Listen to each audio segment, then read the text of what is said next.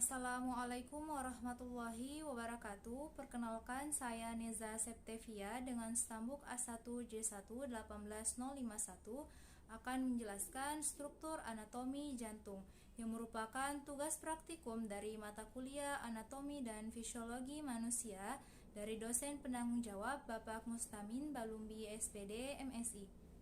Jantung adalah organ yang sangat penting dalam tubuh manusia karena jantung bekerja sebagai memompa darah untuk memenuhi kebutuhan oksigen dan nutrisi ke jaringan tubuh lainnya. Dan jantung adalah organ yang tidak berhenti bekerja atau non-stop.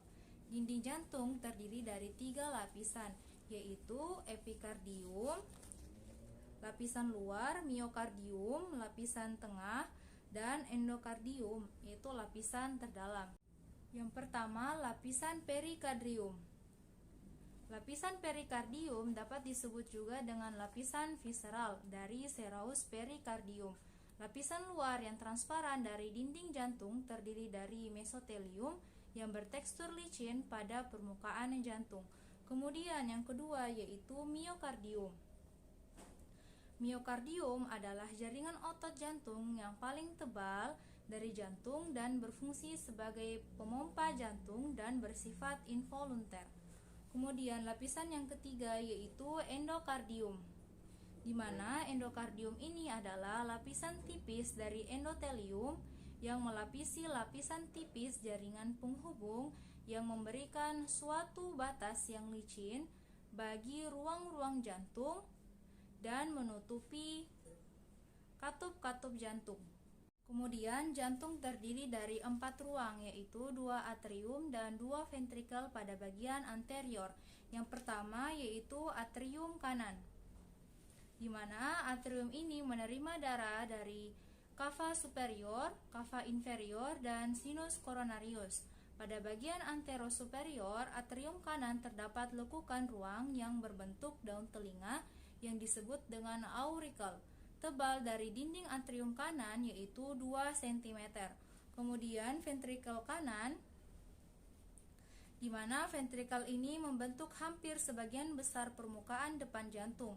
Bagian dalam dari ventrikel kanan terdiri dari tonjolan-tonjolan yang terbentuk dari ikatan jaringan serabut otot, jantung yang disebut dengan trabeculae carneae. Ventrikel kanan dipisahkan dengan ventrikel kiri oleh interventricular septum. Kemudian atrium kiri, di mana atrium kiri membentuk sebagian besar dasar jantung. Atrium kiri menerima darah dari paru-paru melalui 4 vena pulmonal.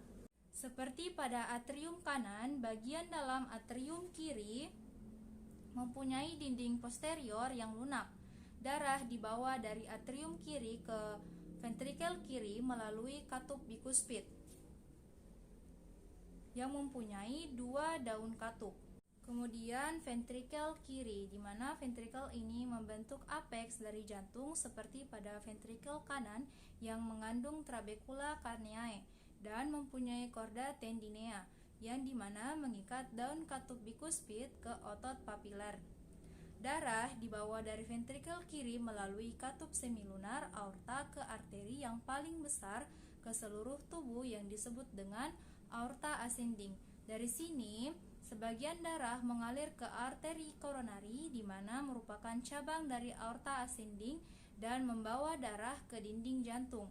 Sebagian darah masuk ke arcus aorta dan aorta descending. Cabang dari arcus aorta dan aorta descending membawa darah ke seluruh tubuh. Kemudian jantung terdiri dari 2 katup, yaitu katup atrioventrikular dan katup semilunar, di mana katup atrioventrikular terdiri dari 2 katup, yaitu bikuspid dan trikuspid. Dan ketika katup atrioventrikular terbuka, daun katup terdorong ke ventrikel. Darah yang bergerak dari atrium ke ventrikel melalui katup atrioventrikular yang terbuka ketika tekanan ventrikel lebih rendah dibanding dengan tekanan atrium. Pada saat ini, otot papilar dalam keadaan relaksasi dan chorda tendinae dalam keadaan kendor. Kemudian katup semilunar terdiri dari katup pulmonal dan katup aorta, di mana katup pulmonal terletak pada arteri pulmonalis yang memisahkan pembuluh dari ventrikel kanan. Kemudian katup aorta terletak di antara aorta dan ventrikel kiri. Kedua katup semilunar terdiri dari 3 daun katup yang berbentuk sama yang simetris disertai dengan penonjolan yang merupai corong yang dikaitkan dengan sebuah cincin serabut.